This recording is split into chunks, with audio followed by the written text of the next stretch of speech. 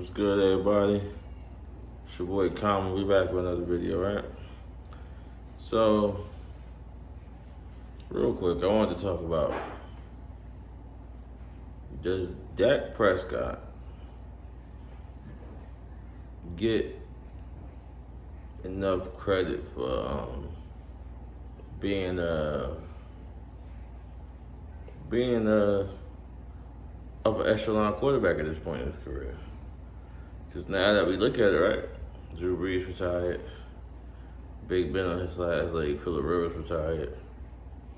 I mean, the way I look at quarterbacks, right, you got the GOAT, right, the usual suspects.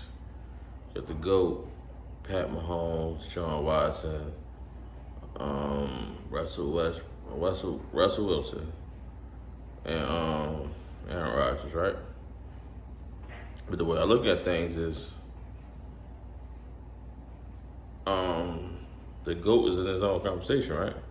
So if he's in his own conversation, Mr. 10 Super Bowl, 7 Super Bowl rings, you take him out of the equation because we're not going to add him to today's league, and he's like 43, right? After those four, who you put in front of Dak right now?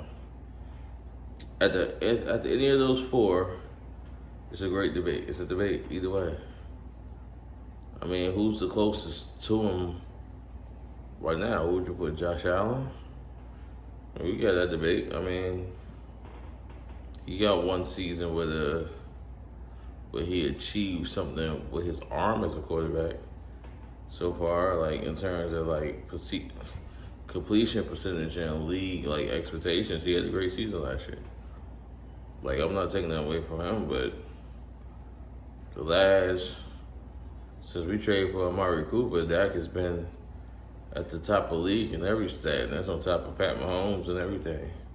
So, if we go to divisions, you put Kirk Cousins in front of him? Would you?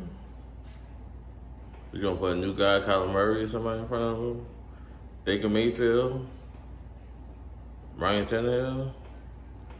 Who we put in front of him? I just think it's I think what happens is a lot of people give Dak credit for elevating his game, and but the general consensus is when you talk about him, where will he rank with other QBs? People naturally say things like of the nature of, oh, he's probably 15th, or he's probably 15th behind who? Let's have the conversation. Behind who? Now, even if you want to put him behind Ben Roethlisberger off accomplishments, Ben Roethlisberger is nowhere near the quarterback he is today. I would give you Aaron Rodgers all day. Aaron Rodgers is phenomenal. You know what I'm saying? I'll give you that all day. We're going to put Jimmy Garoppolo in front of him? We see how this story unfolds. We're going to put Jared Goff in front of him. Carson Wentz, who both got traded from their teams because both teams decided it was bad contracts and I want to get out of it. I'm just asking, man. I'm just asking. Like, I mean, and in no way, shape, or form, I'm saying there's nobody that has a debate there. You know what I'm saying? But my point is, after Pat Mahomes, this is no particular order, by the way. It's just naming my top five. After Pat Mahomes, Watson, Russell Westbrook, Aaron Rodgers, anybody else your name after that you feel like is better, it could be a great debate. You go back and forth. So sports is, in my opinion. So, like, I feel like we don't give him his praise. This man has came from a 4th round pick to arguably a top 5 QB in this league. When he had the wins, the game-winning drives, that wasn't enough. He'll never be able to throw the deep ball. He'll never be able to put up the numbers. Now he's putting up the numbers. And people like to use stuff like, well, his last 20 games, he's so-and-so as a starter. I mean, people try that all the time, but at the end of the day, when Dak Prescott plays the whole season, he's never been less than 500 in his career. It's a fact. It's not my opinion. It's a fact.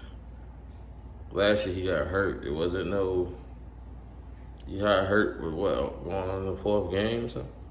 Third, fourth game? Like, that's just a fact. So no matter how you try to slice the stats, the man has never been lower than 500 in his career. So it's like, we could misconstrue it all we want. Like, I just feel like at this point, there's nothing else you could say about him objectively to be true. We said he was dinking Dak. He was number one rated deep passer, what, a year ago? Number one rated number one rated passer in small window throws, or like he's been everywhere. Like his stats, like his game has elevated. I seen a podcast a couple of days ago when they was ranking the quarterbacks doing like a little fantasy draft, and the one guy took Dak number 2. Like, I just think we hate on things, man. If it was Pat Mahomes put up those numbers, we just praise him because he's the GOAT, man, the talent level.